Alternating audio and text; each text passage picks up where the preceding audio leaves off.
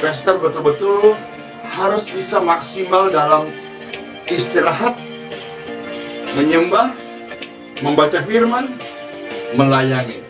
Lalu muncullah pertanyaan, dari manakah tenaga? Dari manakah kekuatan?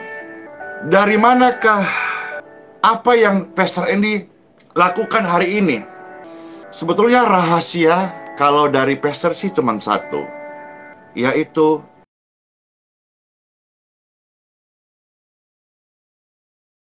Salam Bapak Ibu, jumpa kembali dengan saya. Kali ini saya akan bahas kunci hidup maksimal dan menjadi berkat ala Pastor Andy Simon. Sebelum saya ulas, ada baiknya Bapak Ibu kita tonton dulu video yang satu ini. Pastor betul-betul harus bisa maksimal dalam istirahat, menyembah, membaca firman, melayani. Mari saudara-saudara, orang percaya menjadi berkat. Jadilah berkat. Jadilah berkat. Layanilah Tuhan, dan bukti konkret, layanilah ciptaan Tuhan. Sesamamu kasihilah mereka. Melayani lebih sungguh yuk. Melayani segenap hati, jiwa, dan kekuatan. Bukan mencari reputasi, popularitas, bukan mencari uang, tapi melayani adalah sebuah sacrifice. Kita rela berkorban waktu, tenaga, termasuk uang. Maka saudara-saudara, engkau akan melihat kemuliaan Tuhan yang luar biasa. Hari-hari hidup kita mungkin tidak semua bisa memaknai atau memahami, tapi Pastor belajar bahwa hidup hari-hari ini ya begini, tinggal bagaimana kita bisa mengatur, memanage waktu kita dengan bijaksana. Maksudnya saudara-saudara, Pastor bisa bicara seperti ini, dimulai dari subuh sudah bangun, mulai mesbah doa, lalu form doa, lalu jam 5 WIB ya, Pastor mulai live. Dan puji syukur, awal-awal yang menonton itu puluhan, lalu ratusan, lalu bulan-bulan kemarin itu sudah ada ribuan, 4.000, 5.000. Tapi sejak hari-hari kemarin, live ini bisa oleh berkat Tuhannya, ada 10.000 orang yang secara real time, real life itu mengikuti. Setelah ini saudara-saudara, lalu Pastor mulai kembali ke form doa, atau dalam waktu-waktu yang tidak tentu, Pastor sempatkan untuk olahraga. Nah, di saat olahraga itu, Pastor juga dalam berkat Tuhan, kalau ketemu orang bisa menyapa dia. Dan kalau misalnya dia sakit, Pastor berkesempatan untuk boleh menjadi saluran berkat buat orang tersebut, mendoakan. Dan begitu sampai siang. Siang normal kita makan. Setelah itu masuk kembali ke form doa. Form doa itu terus kita doa, terus kita mulai bersekutu terus, mesbah doa terus. Setelah itu sore sama kadang tim, kadang keluarga, lalu setelah itu makan, udah deh. Dan ngapa-ngapain sudah, istirahat.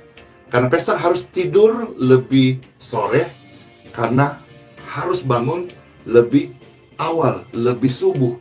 Dan inilah kehidupan day by day seperti ini. Jadi rasanya pingin lebih banyak waktu, cuman tidak bisa karena satu hari semua manusia mengalami waktu yang sama, 24 jam.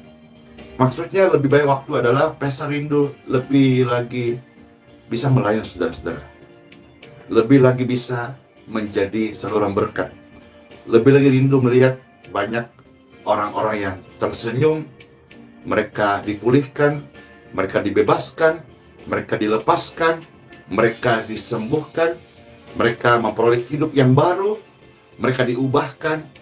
karena kasih Tuhan Yesus memang datang untuk manusia yang berdosa, yang lemah, yang susah, yang terhilang, yang sakit. Maka saudara-saudara, yuk Pastor sharing singkat ini sebagai pembuka. Mudah-mudahan jadi motivasi bagi seluruh pemirsa dan pendengar bahwa hidup ini bukanlah untuk hal-hal yang buang waktu, tetapi untuk melayani. Oke Bapak Ibu, kita sudah menonton videonya. Saya mau katakan kita sebagai umat ciptaan yang sudah ditebus oleh darahnya yang kudus, Tuhan Yesus Kristus, kita menyadari hidup kita ini harus bermanfaat bagi orang lain. Kita mau melayani orang lain, mengasihi orang lain, bahkan mengampuni orang lain. Kita mau seperti yang dilakukan oleh Tuhan Yesus selama hidup di dunia ini 3,5 tahun. Tuhan Yesus melayani, berjalan kaki keliling-keliling, melayani dengan segenap hati. Kita pun meneladani Tuhan Yesus. Kita mau mengasihi jiwa-jiwa, bahkan juga mengampuni, melayani satu dengan yang lain sebagaimana wujud kasih kita kepada Tuhan. Ini terlihat sekali apa yang dilakukan oleh Tuhan Yesus. Anak manusia datang ke dunia ini bukan untuk dilayani, tetapi untuk melayani dan memberikan nyawanya bagi banyak orang. Tuhan Yesus mau datang ke dunia ini melayani umat manusia, tidak melihat agama, suku apapun, menerima siapapun yang mau datang kepadanya.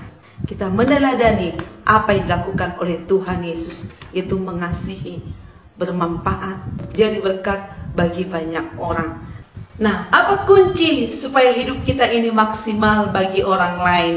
Yang pertama, kita harus gunakan waktu ini dengan bijaksana. Sebagaimana dalam Mazmur 90 ayat 12, di sana dikatakan, ajarlah kami menghitung hari-hari kami sedemikian, hingga kami beroleh hati yang bijaksana. Kita mau menggunakan waktu kita ini dengan bijaksana. Jangan ada waktu kita terbuang-buang, sia-sia. Itu yang dilakukan oleh hambanya Pastor Andi Simon, menggunakan waktu sedemikian rupa. Ketika bangun pagi, mesbah doa, habis itu mendoakan pokok-pokok doa yang masuk. Setelah itu live di YouTube maupun di Facebook. Habis itu mendoakan pokok-pokok doa yang dari YouTube maupun di Facebook. Setelah itu olahraga pagi. Ketika di jalanan ada orang yang membutuhkan dukungan doa, hambanya Pastor Andi Simon mendoakan siapapun, baik saudara-saudara kita yang dari Muslim datang untuk didoakan. Bahkan kalau tidak ada pandemi, itu gedungnya HS penuh terus, berjejer orang untuk didoakan. Artinya yang mau saya katakan, begitu waktu itu digunakan dengan baik dan bermanfaat dan menjadi berkat bagi orang lain. Setelah melayani, makan siang bersama keluarga, dan nanti sore lagi dengan tim bersama beliau. Dalam beberapa video hambanya selalu berkata bagaimana supaya waktu ini kita gunakan dengan baik. Jangan ada yang terbuang, karena banyak orang di luar sana yang membutuhkan dukungan doa dari kita sebagai hamba-hamba Tuhan.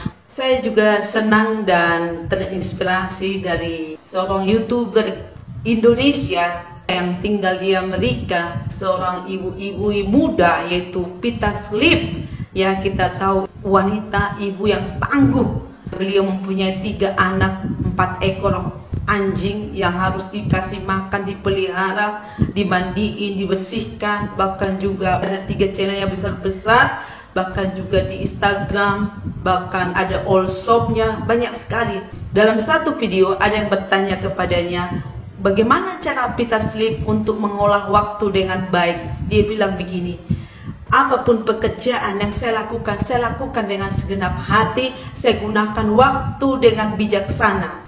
Apa yang harus dilakukan? Yang pertama, saya mencatat dulu apa yang harus saya kerjakan untuk besok. Saya tulis. Dan yang saya catat ini, saya harus kerjakan dengan segenap hati, dengan penuh ucapan syukur. Dan semua itu saya lakukan dan sambil saya berdoa.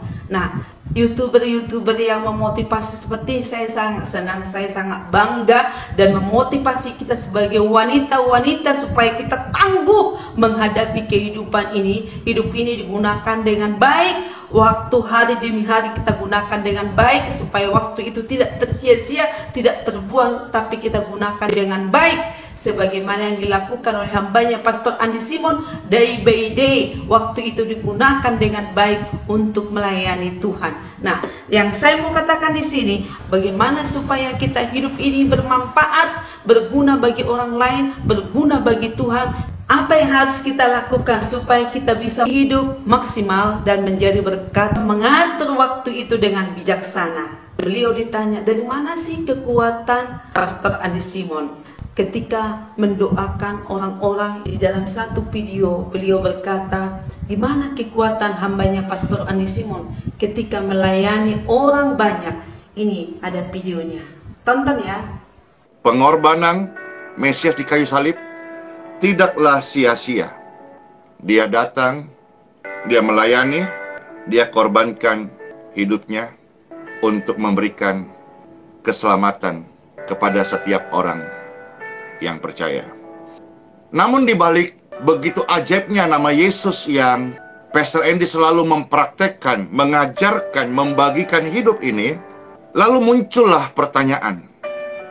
Pertanyaan ini memang ada yang mau tahu, kepengen tahu, rindu untuk mengetahuinya, tentang dari manakah tenaga, dari manakah kekuatan, dari manakah apa yang Pastor Andy lakukan hari ini. Ketika Pastor juga menyaksikan tayangan ulangnya ataupun yang terupload oleh admin ke channel YouTube Pastor Andy Simon TV, betapa agung dan mulianya. Sekarang Pastor mau saudara mengerti dulu ini sebagai pembuka, dari manakah kekuatan Pastor Andy Simon. Sebetulnya rahasia kalau dari Pastor sih cuma satu, yaitu doa subuh. Pastor menyadari betul ketika meninggalkan doa subuh, maka saya sedang meninggalkan hadiratnya. Hadiratnya Tuhan itu tidak pernah menjauh dari manusia. Nah, sebetulnya manusialah yang sadar atau tidak sadar ya, berjalan dan menjauh. Mulai dari kesibukan, mulai dari lupa diri, dari mulai pikiran-pikiran yang tidak fokus. Selama kita ada bersama-sama, maka kekuatannya akan menaungi. Tapi ketika kita mulai berpaling, kita mulai menjauh, kita mulai pergi, kita mulai sibuk dengan hal-hal duniawi, hal-hal yang fana, maka kita yang meninggalkan. Tetapi Tuhan selalu rindu bersama-sama kita. Terus terang rahasianya atau tips atau kuncinya dari Pastor sendiri ya, itu sebetulnya cuma satu. Doa subuh. Baik, kita sudah menonton videonya, letak kekuatan dari hambanya Pastor Andi Simon ketika melayani banyak orang. Yang pertama, doa subuh. Kita tahu betul beliau meneladani apa yang dilakukan oleh Tuhan Yesus, yaitu pagi-pagi benar Yesus sudah pergi ke tempat yang sunyi untuk berdoa kepada Bapaknya sebelum beraktivitas. Demikian juga hambanya Pastor Andi Simon pagi-pagi juga berdoa menghadap Tuhan, dan setelah itu mendoakan pom-pom doa. Habis itu baru melayani di Facebook, di YouTube, bahkan seterusnya. Bagaimana waktu itu sedemikian rupa. Kita tahu doa itu adalah napas orang percaya. Di dalam Yakobus 5 ayat 16, di sana dikatakan doa orang benar bila dengan yakin didoakan besar kuasanya. Nah, doa itu begitu besar kuasanya. Ini juga bisa terlihat orang yang suka berdoa menjadi kebiasaan di dalam perjanjian lama, yaitu Daniel. Dalam Daniel 6 ayat 11, di sana dipaparkan 3 kali sehari Daniel berdoa menghadap hadirat Tuhan. Dia berdoa memuji-muji Tuhan. Nah, kita perhatikan setelah Daniel suka berdoa, suka bergaul karib dengan Tuhan, Dia dikatakan di dalam Daniel 1 bahwa dia orang yang sangat cerdas, orang yang sangat bijaksana, melebihi dari orang-orang yang berilmu pada zamannya. Bayangkan, jadi orang yang sungguh-sungguh berdoa, orang yang suka berdoa, tidak pernah orang yang bodoh, orang yang dungu, tetapi orang yang berhikmat, orang yang diberikan Tuhan hikmat yang luar biasa. Itu terlihat jelas sekali sebagaimana Daniel. Nah, kita mau bagaimana supaya kita hidup ini bermanfaat, berguna bagi orang lain, berguna bagi Tuhan. Kita mau menggunakan waktu ini hidup penuh dengan doa. Kita berdoa. Dan yang kedua, Pastor Andi Simon lakukan adalah pujian penyembahan. Kita tahu di dalam pujian penyembahan ada kekuatan, ada sukacita, ada damai sejahtera. Tuhan bertahta di atas pujian umat Tuhan yang menyembah Dia. Saya teringat dalam Kisah Para Rasul 16 ayat 25, di sana dikatakan, tetapi kira-kira tengah malam Paulus dan Silas berdoa dan menyanyikan puji-pujian kepada Allah, dan orang-orang hukuman lain mendengarkan mereka.